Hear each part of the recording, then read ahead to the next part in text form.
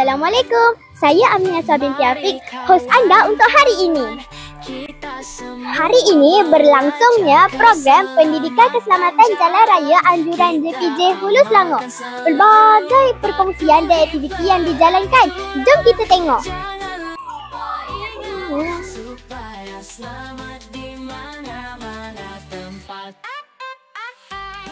Kalau mahu melintas, pastikan berhenti.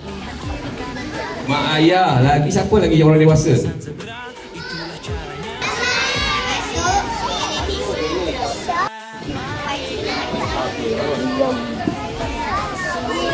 Untuk apa nama? Abang Iman. Okey. Bagus. Pandang kiri. Pandang kanan lagi. Kemudian kita pasang telinga. Dengar. Ada tak kereta? Oh, tak ada. Okay, selamat. Kita pun lintaslah dengan selamat. Tetapi bagi kanak-kanak perlu ada orang dewasa yang memimpin tangan kita untuk melintas jalan. Perjalanan belakang nampak belakang tu. Kita akan praktiskan cara melintas jalan yang betul. Sihat ke ni? Sihat. Betul. Adik Mira yang betul. Tapi untuk adik Mira, ada special untuk adik Mira. Sumbangan daripada MTJ Hulu Selangor. Silakan kita bagi satu hadiah helmet kanak-kanak kepada adik Mira. Dan ni, okey. Okey.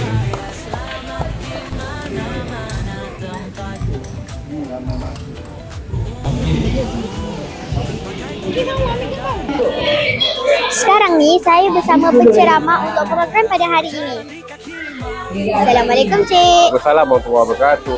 Saya Aminah Suha dari Jias TV. Boleh saya tahu nama Cik? Nama saya Muhammad Azraini bin Azman daripada JPJ Negeri Selangor. Hari ini kita ada program Pendidikan Keselamatan Jalan Raya. Jadi, apakah objektif dengan program pada hari ini? Okey, untuk makluman, program kita pada hari ini adalah program keselamatan jalan raya melibatkan tingkat sekolah rendah.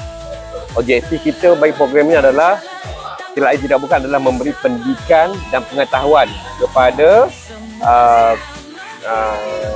peringkat rendah GSK Kuala Kubu ini berkenaan dengan kepentingan menjaga keselamatan jalan raya. Itu objektif kita lah, objektif utama kita. Terima kasih kerana sudi membuat perkongsian pada hari ini. Jadi, apakah harapan Encik terhadap kami setelah membuat perkongsian pada hari ini?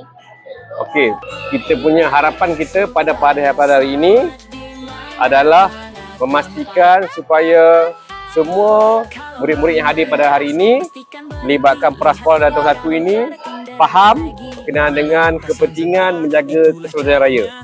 Ada 4 perkara yang saya kongsikan pada hari ini. Yang pertama adalah cara melintas jalan. Yang kedua adalah melintas jalan dengan selamat. Yang ketiga adalah pemakaian topik kaedah yang baik. Yang keempat adalah cara menunggang basikal. Dan juga yang kelima adalah papan tanda lalu lintas jalan. Okey, terima kasih Cik.